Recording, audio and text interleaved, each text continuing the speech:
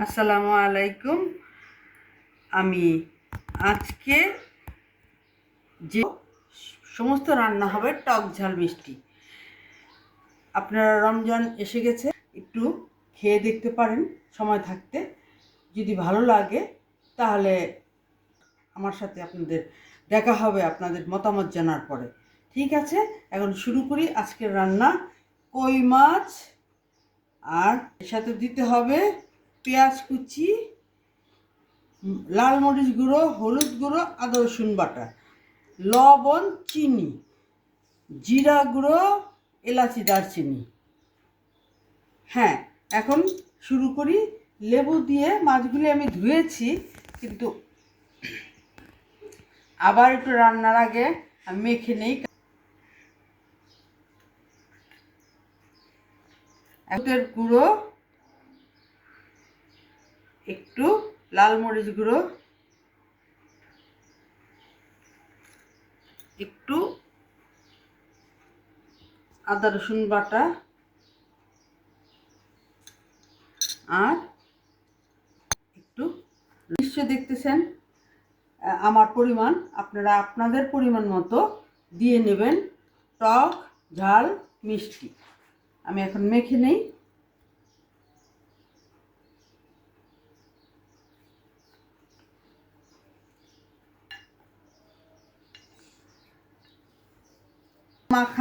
মাছটা মাখানো হয়ে গেছে, একটুখানি থাকুক, আমি কমলাটা ছিলে নিই।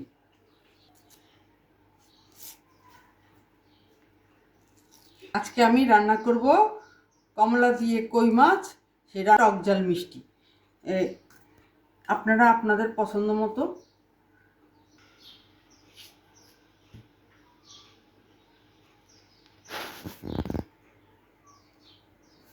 হয়ে গেছে, এভাবে আমি বিচি বের করে ফেলে দেব, যেমন খাওয়ার সময় কোনো অসুবিধা না হয়।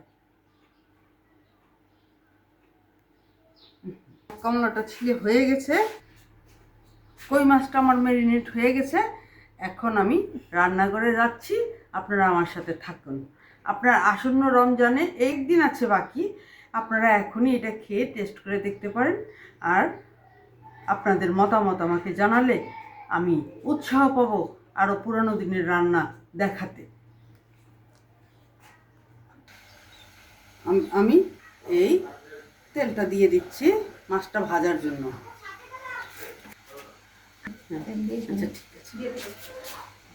এখন তেলটা আমার গরম হয়ে গেছে, এখন আমি এক এক করে মাছ দিয়ে দিচ্ছি। এই মাছটা আপনারা খেয়াল করেন, মাছটা আমি এইভাবেই বাটি, একদিকে মাথা একদিকে লেজ, একদিকে মাথা আর একদিকে লেজ।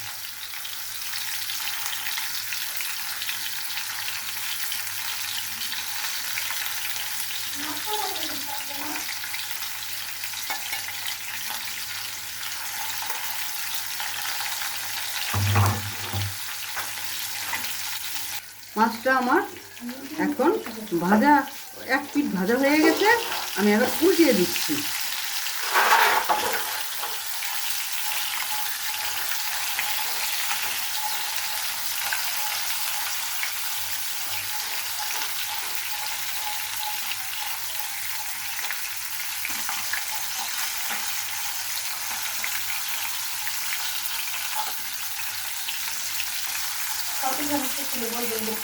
সবকটা মাছ আমি করে দিয়েছি।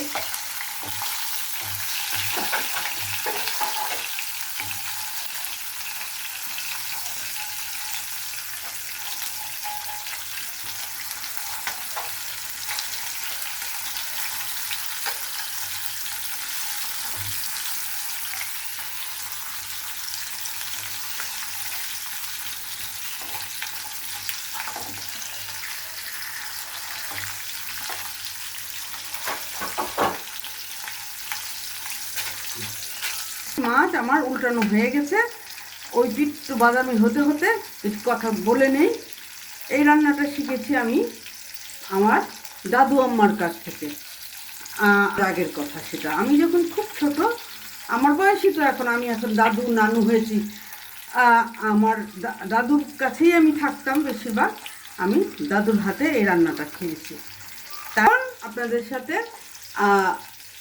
শেয়ার করলাম। হ্যাঁ, মাছটা আমার ভাজা হয়ে গেছে। এই মাছটা বেশি আমি ভাজি না, একটু কম কম ভাজি। আপনারা ইচ্ছা করলে আপনাদের পছন্দ মতো কড়া করে ভেজে নিতে পারেন, কোনো সমস্যা নেই, কিন্তু আমি একটু আদা ভাজাই করি। মাছটা আমি এখন তুলে নেব। তারপরে আমি মাছটা এরকম ভাজা হয়েছে, আপনারা ইচ্ছা করলে আরও কড়া করে নিতে পারেন। ঠিক আছে,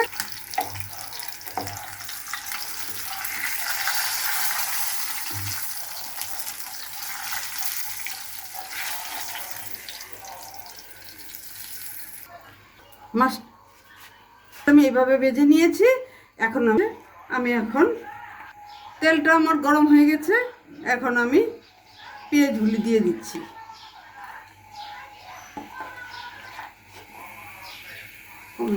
আগুন দিয়ে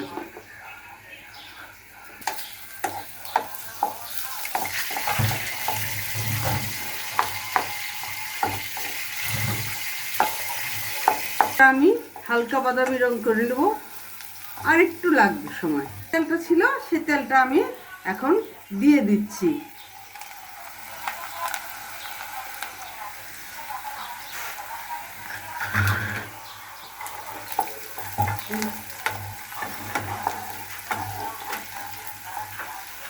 হয়ে গেছে, আমি এখন একটু পানি দিয়ে নিই। আগে দারুচিনি,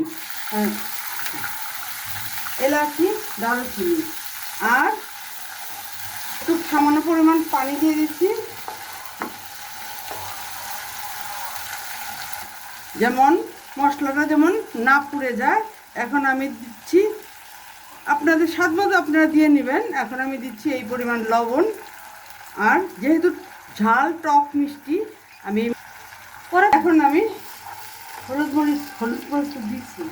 আমি দিচ্ছি এই চামচ হলুদ দিলাম, আর কোয়ার্টার চামচ লাল মরিচ দিলাম, কারণ কাঁচা মরিচ দেব, আর হাফ চামচ আদা রসুন দিলাম।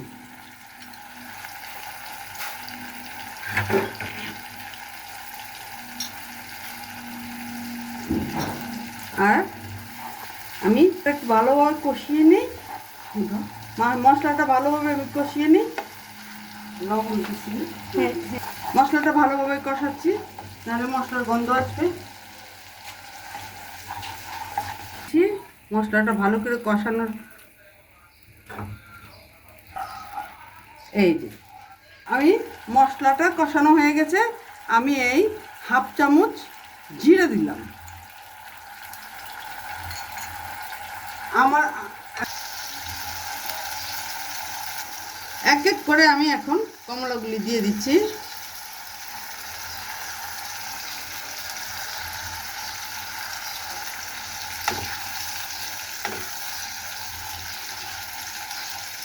হ্যাঁ, কমলার কষে এখনই গলে যাবে।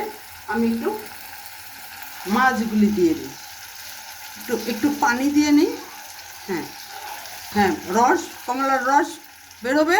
আমি পানি বেশি দিতে পারছি না, কমলার রসগুলি আপনি বেরিয়ে আসবে, তাই পানি দেওয়া যাবে না।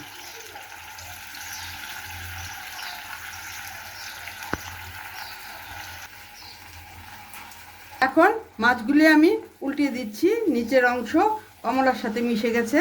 এখন আমি মাছগুলি উল্টিয়ে দিচ্ছি।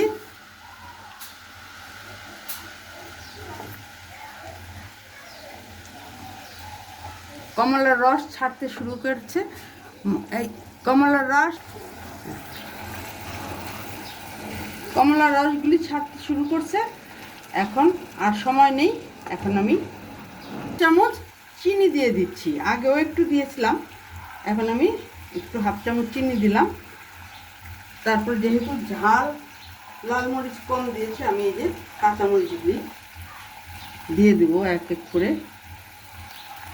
এখন আমি ঢেকে দেব।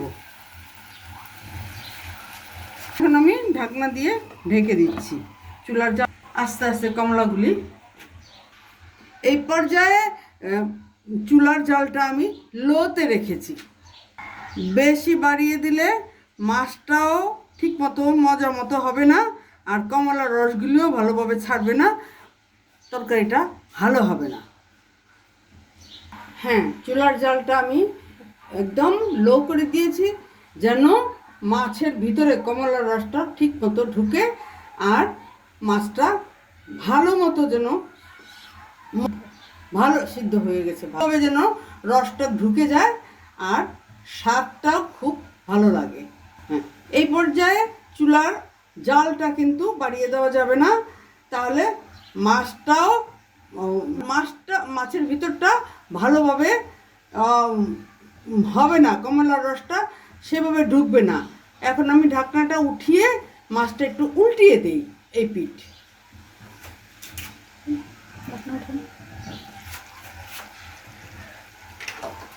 এই হ্যাঁ, কমলাটা দেওয়াতে আলাদা একটা ফ্লেভার আসছে, যা সাধারণ দো পেঁয়াজাতে আসে না।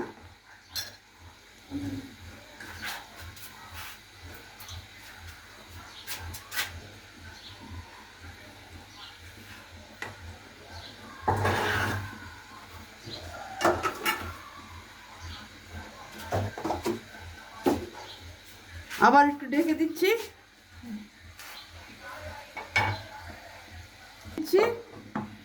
2-3 মিনিটের ভিতরে আমি নামিয়ে নেব তরকারিটা।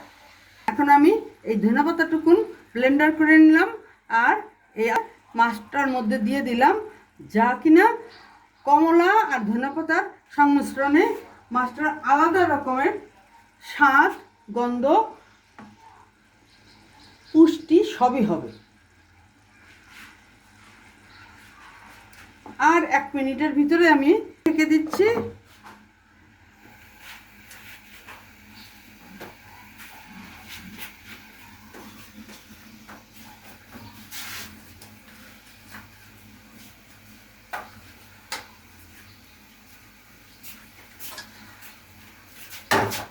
তরকারিটা আমার হয়ে গেছে রান্নাটা, আর এখন আমি তরকারিটা নামিয়ে নিচ্ছি।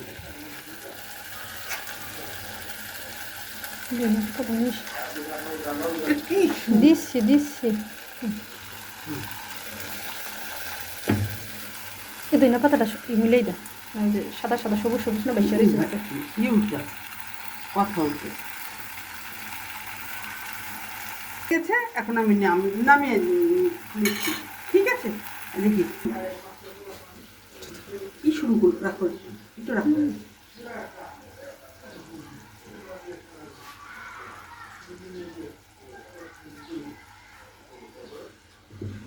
কাছ থেকে আজকে আমি বেগুনের টক ঝাল মিষ্টি রান্না করব। এখানে আমি হলুদ আর লবণ দিয়ে আমি আগে মেখে নিচ্ছি, আর দিতেছি একটু আদা রসুনের রস। এখানে বেগুন গোল গোল করে কেটে নিয়েছি সময়ের স্বল্পতার জন্য, আর এখানে টমেটোকে, একটা বড় সাইজের টমেটোকে আমি ব্লেন্ডারে মেশিনে ব্লেন্ড করে নিয়েছি। আর এখানে হলুদ, লাল মরিচ গুঁড়ো, জিরা, আদা রসুন, চিনি, লবণ, আর এখান থেকে অল্প পরিমাণ আমি একটু 2 টেবিল চামচ আমি পেঁয়াজ দেবো। এখন আপনাদের কাছে কড়াইতে তেলটা দেওয়া গরম হয়ে গেছে। এখন আপনাদের একটা নতুন কথা জানাই, বেগুন সবসময় তেল শুষে নেয়, তার জন্য আমি এই আধা চামচ পরিমাণ চিনি দিয়ে দিলাম।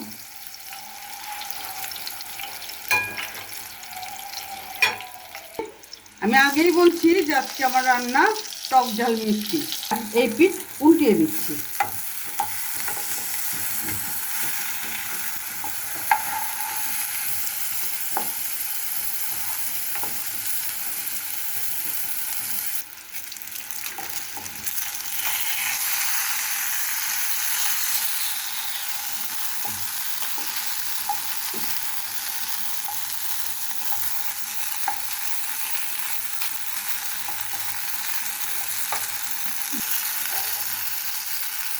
ভাজাটা আমার এরকম হয়েছে। এখন আমি এটা নামিয়ে নেব। এখন আমি এটা রান্নার প্রস্তুতি। আমি বেগুনটা টমেটো দিয়ে আমি ভুনা করব। বড় সাইজের 2টা পেঁয়াজ এই যে দিয়ে দিচ্ছি।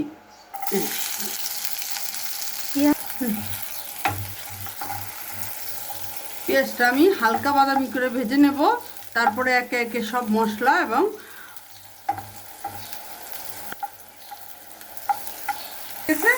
এখন আমি একটু পানি দিয়ে দিচ্ছি। হ্যাঁ, এই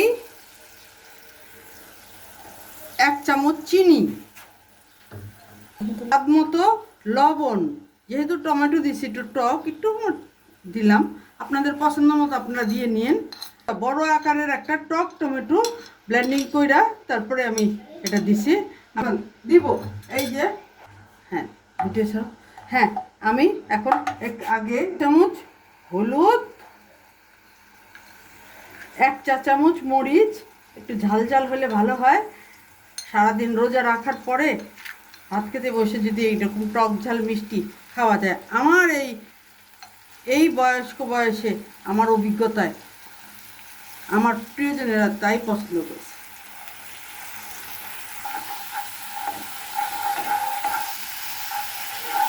হয়ে গেছে, আমি আস্তে আস্তে এই টমেটোগুলি দিয়ে দিতেছি। এটা একটা বড় আকারের টমেটো, আমি ব্লেন্ডারে একটা টমেটো আছে লম্বা লম্বা ধরনের, ওইটা দিবেন না, এই টকটাই দিবেন। আর টকের স্বাদ আবার মিষ্টির স্বাদ দুইটা অন্য স্বাদে পরিণত হয়। এই জিরা বাটা আমার একটু বেশি লাগবে, 1 চা চামচ জিরা বাটা। এই যে জিরা গুঁড়ো 1 চা চামচ,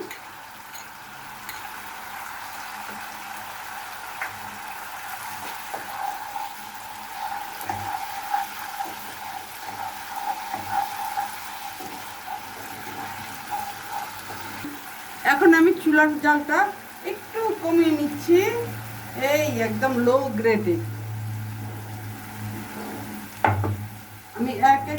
আমি এক এক করে বেগুনগুলি এইভাবে বিছিয়ে দিলাম।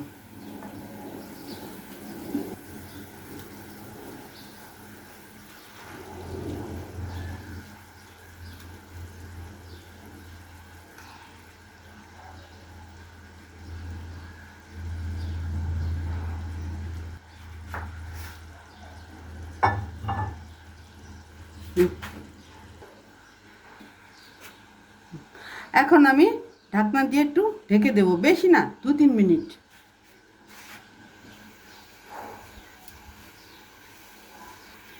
ঢাকনাটা এখন আমি তুলে নিচ্ছি। ঢাকনাটা আমি এই তুললাম। এখন আমি আস্তে আস্তে, আমার রান্নাটা হয়ে গেছে। আমি আগেই বলেছি টক ঝাল মিষ্টি আপনারা পছন্দ মতো টক ঝাল মিষ্টি দিয়ে দিবেন।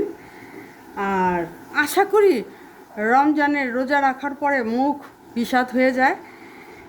এই খাবারটা পরিবারের সদস্যদের জন্য খুব মুখরোচক হবে। তাহলে আমাকে আপনাদের মতামত জানান, আর একটা সাবস্ক্রাইব নাইস দিয়ে দিবেন।